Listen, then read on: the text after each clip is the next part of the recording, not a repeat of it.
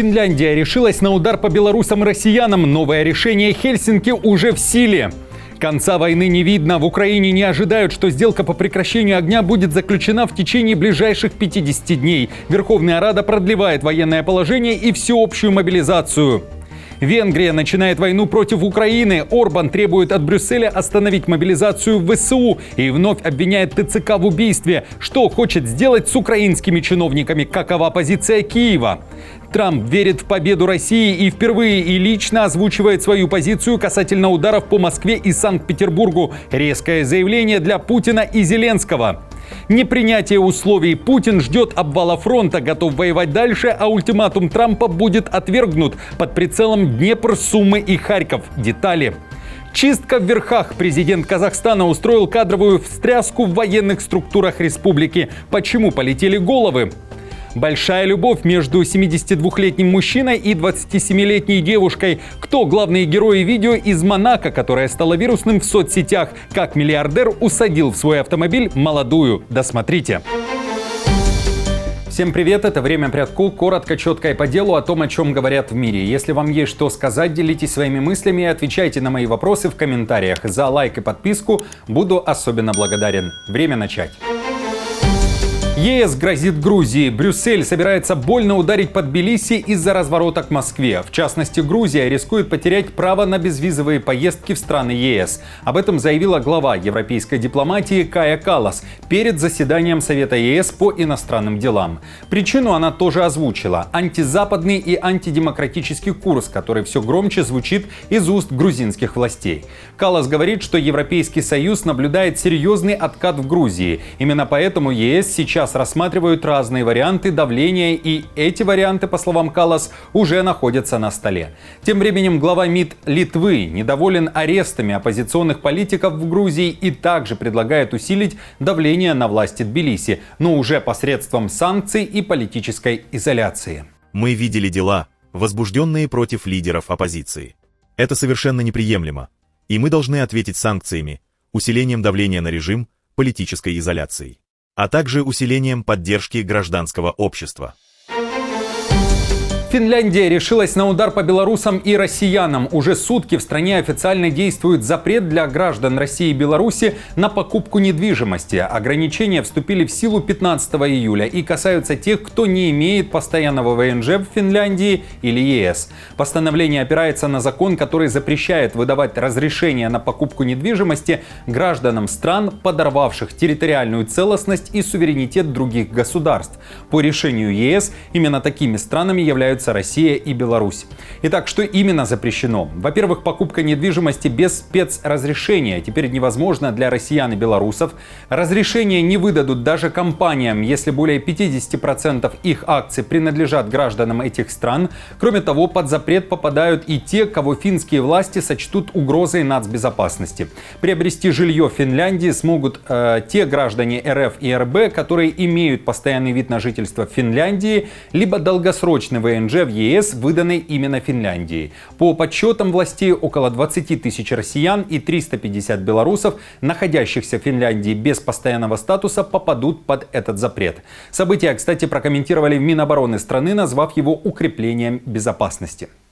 Когда я начал работать в Министерстве обороны, я счел это упущением и примерно 2 года назад инициировал подготовку запрета на покупку недвижимости. Я чрезвычайно доволен, что этот закон наконец принят и вступает в силу сегодня.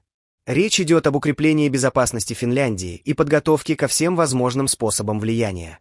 К слову, похожее решение недавно приняла и Латвия. Там также запретили гражданам России и Беларуси покупать недвижимость. В Украине не ожидают, что сделка по прекращению огня будет заключена в течение ближайших 50 дней, как этого хочет Трамп. Верховная Рада продлила военное положение и всеобщую мобилизацию. Решение вступает в силу с 7 августа и продлится традиционно 90 дней, до 5 ноября.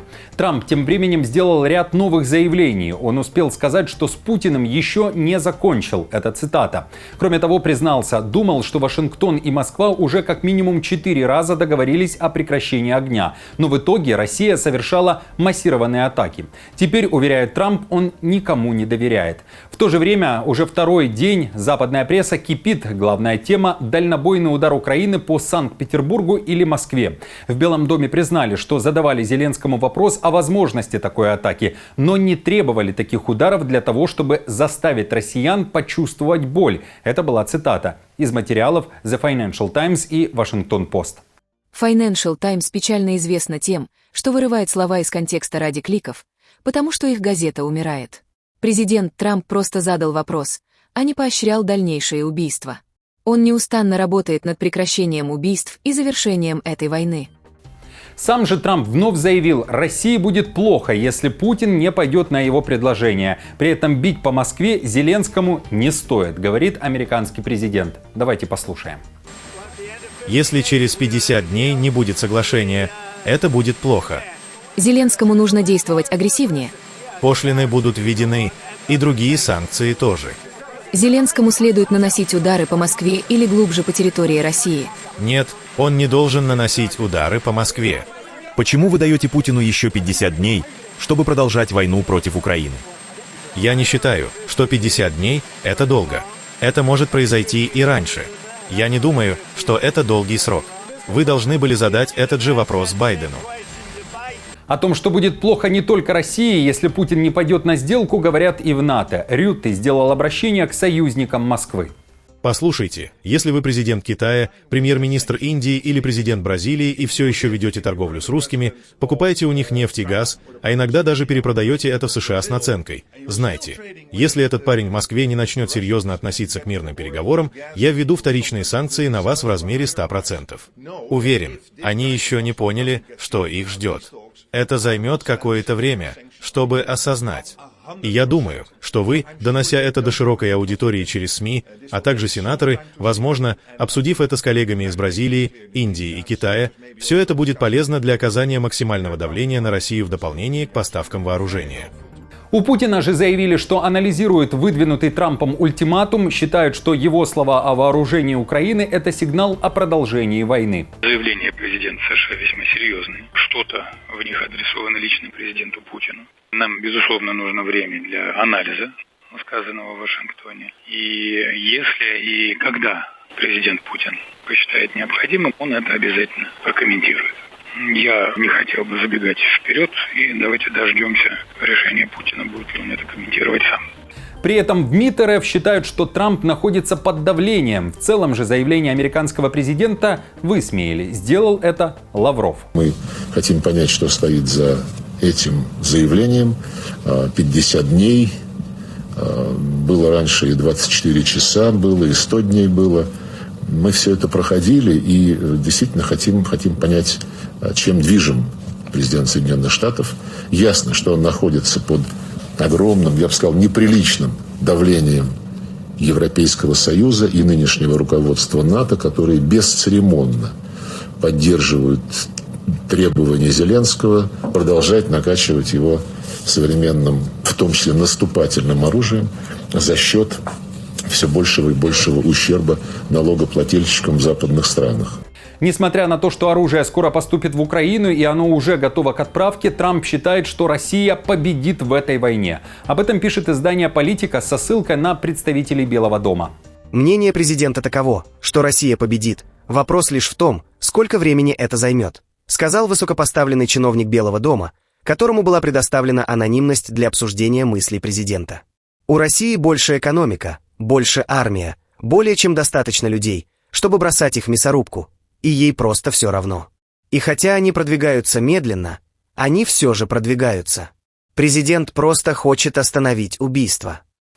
Путин отвергнет ультиматум Трампа, а война продолжится, пока Запад не примет российские условия мира. Об этом пишет Рейтер. Авторы материала уточняют, Кремль не обеспокоен пошлинами и угрозами Белого дома. 3 российских источника, знакомых с настроением в Кремле, заявили Рейтер, что Путин не остановит войну под давлением Запада и считает, что Россия, пережившая самые жесткие санкции Запада, способна выдержать дальнейшие экономические трудности. Одно из главных условий Путина – вывод ВСУ из 4 областей властей Украины, которые лишь частично заняты ВС РФ. При этом Рейтер уточняет, что Путин может продолжать воевать, пока оборона Украины не рухнет. Остановить наступление может лишь жесткое сопротивление, но если его не будет, а фронт рухнет, то Москва пойдет на Днепр, Сумы и Харьков, говорится в публикации. Условия Путина для мира включают юридически обязывающие обещания, что НАТО не будет расширяться на восток, нейтралитет Украины и ограничение ее вооруженных сил, защиту для русскоязычных жителей и признание территориальных приобретений России, сообщили источники. Путин также готов обсуждать гарантии безопасности для Украины с участием крупных держав, хотя пока не ясно, как это может быть реализовано, добавили они.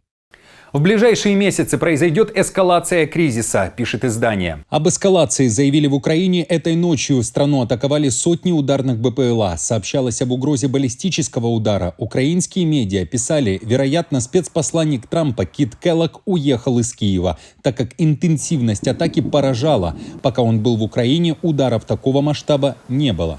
В ночь на 16 июля самое большое количество официально признанных прилетов было в Кривом Роге. Это родной город Зеленского. Местные власти только в начале атаки говорили о 20 ударах. Целью были и другие регионы Украины, в том числе и Одесская область, Измаил и Дунайская. Друзья, что думаете о такой конфронтации двух ядерных держав? Что думаете о российской и американской позициях? Оставляйте свои комментарии под этим видео, а я тем временем покажу одни из самых популярных комментариев под прошлым видео об ультиматуме Трампа Путину. Многие из вас не верят уже словам американского президента. Кто-то пишет, цитирую, «Слушая новости, в голове только одна мысль – мир сошел с ума». Есть и такой комментарий. В Трампе давно уже разочарован весь мир. Нарцисс. Кто-то же упоминает и слова Трампа о 50-дневном ультиматуме. 50, потом 150, потом 100, а там, поглядишь, и срок Трампа пройдет. Это была цитата. Спасибо всем за обратную связь. Если не затруднит, поставьте лайк этому видео и не забудьте подписаться на канал. Для меня это очень важно. А далее про Венгрию, которая собирается нанести удар по Киеву. Итак, Венгрия объявляет войну Украине, санкционную. Премьер-министр страны Виктор Орбан заявил, что потребует от Европейского Союза ввести санкции против украинских чиновников за нарушение прав человека. Причина, как утверждает Орбан, причастность чиновников, которых он не называет, к гибели венгра в ТЦК на Закарпатье. Будапешт настаивает, что мужчина венгерского происхождения Иосиф Шебештень во время принудительного призыва был избит и вскоре от полученных травм умер. Орбан требует, чтобы Брюссель, далее цитата, выступил против практики принудительной мобилизации в Украине, и венгерское правительство будет требовать международного расследования, а также направит своего представителя. Конец цитаты. Да, их можно судить, но убивать нельзя. Такого не должно происходить ни в одной стране, даже если она ведет войну. Если же убитый человек еще и является гражданином другой страны, находится под защитой этой страны и принадлежит к сообществу, такому как Европейский Союз, в который стремится войти воюющая страна, то это уж тем более недопустимо. И вот здесь наступает момент, когда Европейский Союз просто не имеет права молчать, так не бывает.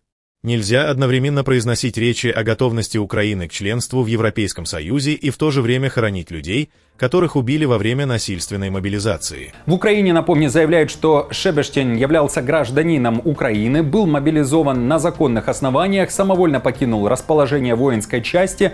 После этого он лично отправился в приемное отделение экстренной неотложной помощи, где ему поставили диагноз «острая реакция на стресс». Мужчину госпитализировали на стационарное лечение в областное учреждение по оказанию психиатрической помощи. В заключении судебно-медицинской экспертизы написано, что причиной смерти, которая наступила 6 июля, стала тромбоэмболия легочной артерии без признаков телесных повреждений, которые могли бы свидетельствовать о насилии. Это сообщение опубликовали сухопутные войска Украины. Чистка в верхах. Президент Казахстана Токаев устроил кадровую встряску в военных структурах. Главнокомандующий военно-воздушными силами Казахстана Руслан Кунуров отправлен в отставку. Его кресло занял Оскар Избасов, новое имя в верхах военной иерархии.